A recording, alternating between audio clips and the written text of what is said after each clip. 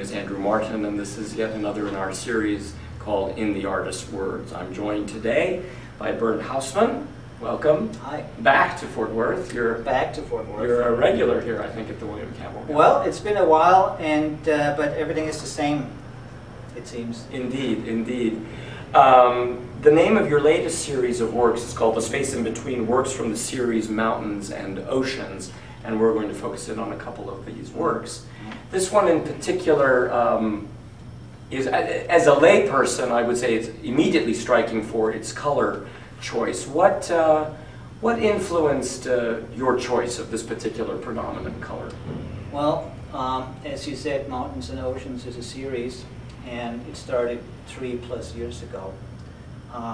Going through the whole spectrum of approaches would be too much for now, but this is one solution or one place that I ended up with. And that particular color to me is both very present and very surreal. It's very strong but ethereal.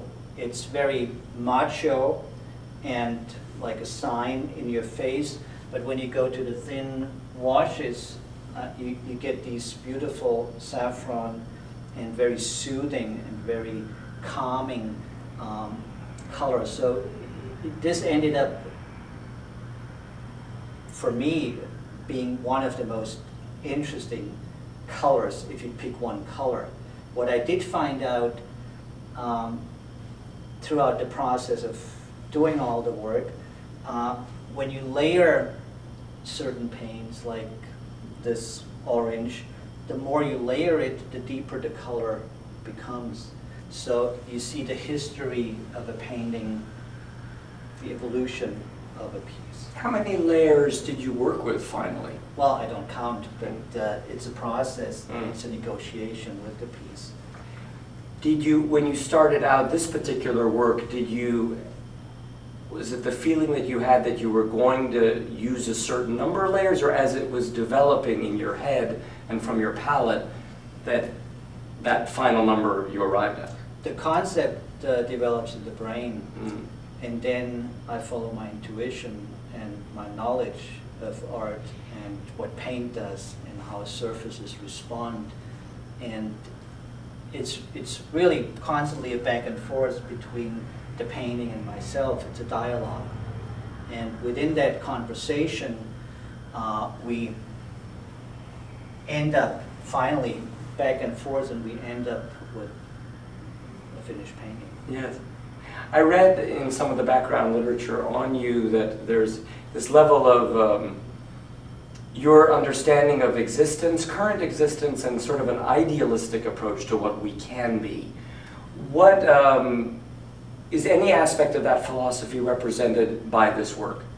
Well, I don't want to read too much into my own work. That would be the interpretation of you or other people. Of course, I have certain beliefs, and these beliefs I share through my art. Beliefs that certainly have a philosophical background, but as much as their philosophical thoughts, they're just observations of nature, of who we are, of what we do here, of beginnings, exploring ideas. All these things come into play, and this is just one example. This is just one page in the book. And when you look at an exhibition, you see probably a chapter of a book. Yes. But it's a very good point that you make about what's visible and what's not visible, right? And what I want to convey and what's important to me. I cannot tell the truth in one single painting, and I don't think there is a single truth in art nor in life. There are many truths, so my approaches are multiple, and I try to get a little closer to the truth or to the nature of things through art. Bernd, shall we look at another one of your works? Absolutely. Wonderful, thank you.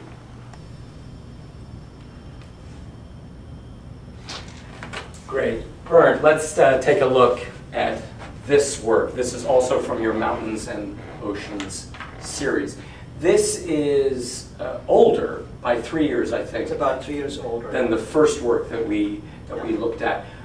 Trace for the viewers the journey, if you will, that you traveled from this work to that work. Well, there's a lot of space in between these two works, and there's a lot of things that happened. I mean, we get older, we change, we look at the world maybe a little differently. The basic convictions are probably the same, but we learn and we grow. We try to. And this is what I always try to do in art. In my painting, I would say painting is like a pendulum, like a vehicle to try to learn more about who we are, about the world we're a part of, and what our place is here. Is there a certain, more of an autobiographical element to this work as opposed to the other work that we saw? Or are they both equally sort of autobiographical? We all have a history, and we do. And we share it or not. As a painter, you are an exhibitionist of some sorts, and if you're doing abstract painting or figurative painting, it's the same. I think it's important to be authentic in art, and that's a very difficult thing to be, especially now with internet and fast speed internet connections and images that bombard us all the time. So staying authentic is a very, very difficult thing for an artist right now.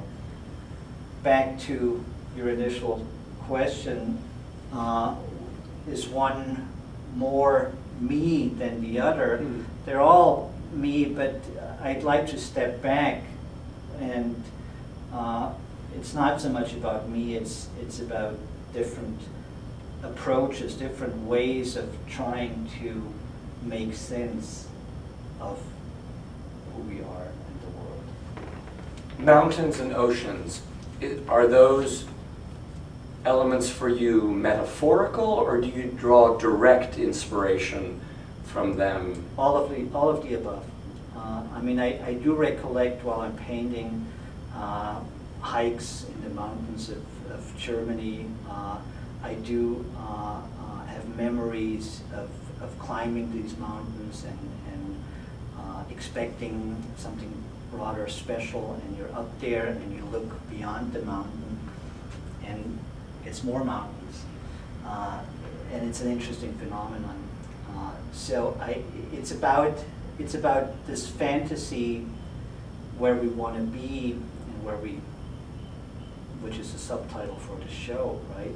The space in between, trying, and in this case I said, we try to bridge the space between where we are now and where we would like to be through art. Art can be a metaphor, a vehicle, a bridge to do that.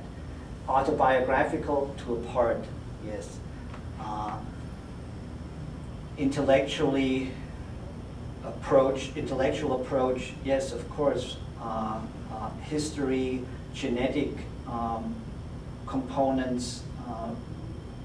Who are we as people? Is there the philosophical? Are there archetypes? Like C.G. Jung, are there archetypes in art? Do I read the same thing that you read in an image? All these things come together in this series, and all these different aspects I try to approach. Negative space, I've read, I think is very important to you. Is that a correct premise? I hate this. I hate the word negative space. You look at the ocean, you look at the surface of the ocean, and you see the reflections of the sun, and you see these little rivulets on the waves.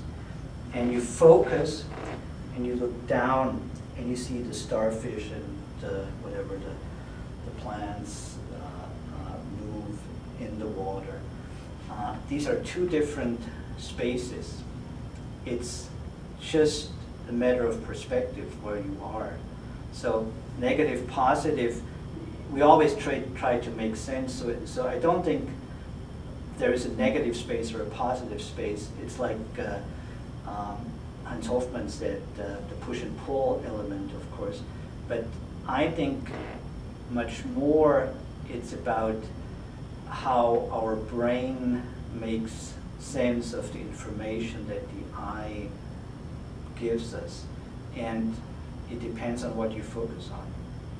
So you can focus on the white and get lost in the white and fill that space with your own experience and memory, maybe. Or you can start with that space. In this painting, I try to force you actually to do that. To make a choice. Well, to take both. Right. Both is true. The active and the passive, the rich and the subtle, the highly layered and the almost bare. And ultimately, this whole thing has to work as a painting. So you, the viewer, is invited to participate and connect these elements. I think the viewers will accept your invitation. Well, Bernd Haussmann, thank you very much. Thank you so much For your output and your artistry. And this has been In the Artist's Words with Bernd Haussmann from the William Campbell Contemporary Gallery in Fort Worth. Thank you very much.